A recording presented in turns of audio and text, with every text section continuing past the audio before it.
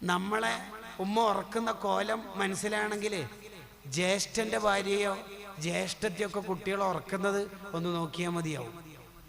മെല്ലെ ഉറക്കി എന്നിട്ട് ഇങ്ങനെ കിടത്തി ഉമ്മ അടുത്ത് കിടക്കുന്നുണ്ടെന്ന് തോന്നിപ്പിക്കാൻ രണ്ട് തലേണ രണ്ട് സൈഡിൽ ഈ കുട്ടിനോട് ചേർത്ത് വെച്ച് ചെരുപ്പ് അവിടെ നിന്ന് ഇട്ടാൽ ശബ്ദമാവുമോ എന്ന് പേടിച്ച് ചെരുപ്പ് മെല്ലെ എടുത്ത് അപ്പുറത്തെ റൂമിൽ കൊണ്ടുപോയി.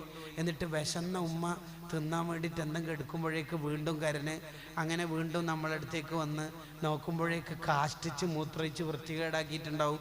ഇതിൻ്റെ ദുർഗന്ധം കൊണ്ട് ഇന്നേ വരെ ജീവിതത്തിൽ ഒരു തവണ പോലും ഉമ്മ മൂക്കിന് കൈവച്ചിട്ടുണ്ടാവില്ല. നമ്മുടെ കാഷ്ടത്തിൻ്റെ ദുർഗന്ധം കൊണ്ട് വെക്കൂല.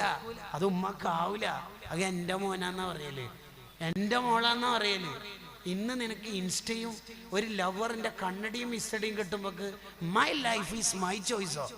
എത്താട നന്ദിയില്ലാത്ത വാക്ക്, എന്തൊരു നന്ദി കേടാ ഈ പറയണത്.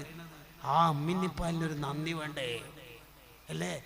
1 വയസ്സ് 1.5 വയസ്സൊക്കെ ആകുമ്പോൾ നമ്മുടെ മുമ്പിൽ പല്ല് വരും. അരിപ്പല്ല് എന്നാണ് നമ്മളെ നാട്ടിൽ ആ പല്ലിനെ കുറിച്ച് പറയും. മുമ്പിൽ മക്കളെ കാണുന്നില്ല, ചെറിയ പല്ല് വരുന്നത്. ആ പല്ല് വരുന്ന കാലത്ത് 1 വയസ്സൊക്കെ ആകുമ്പോൾ നല്ലോണം വിശപ്പുണ്ടാവും. മുലപ്പാൽ മാത്രം പോരാ. അതുകൊണ്ടാണ് ചില ആൾക്കാരൊക്കെ എക്സ്ട്രാ എന്തെങ്കിലും തിന്നാൻ കൊടുക്കുന്നത്. ആ മുല തരുന്ന കാലത്ത് ഉമ്മയുടെ സോഫ്റ്റ് തൊലിയായ മുലക്കണ്ണിയിൽ ഈ 1.5 വയസ്സുള്ള നമ്മൾ ചെറിയ മോള് മോന് കടിക്കും. ആ മുത്തുപോലത്തെ മുലക്കണ്ണിയിൽ കടിച്ചപ്പോൾ വേദന കൊണ്ട് ഉമ്മാൻ്റെ കണ്ണെന്ന് വെള്ളം ചാടിപ്പോവും. ഉമ്മ ഒന്നും പറയൂല, ഉമ്മ ശപിക്കൂല, ഉമ്മ ഒന്നും പറയൂല.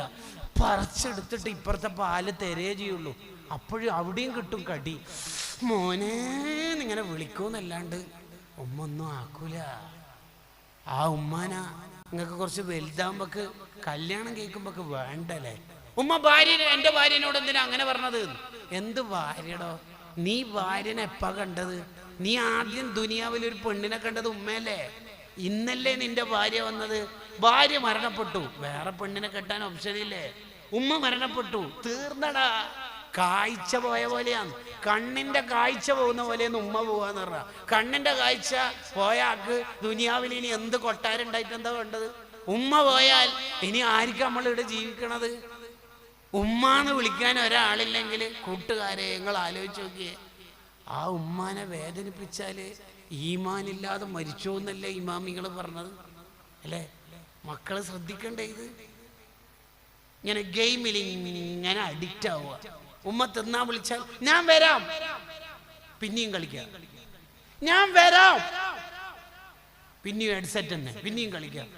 എന്തിനാടോ ഇങ്ങനെ? ഈ ഉമ്മ നിനക്ക്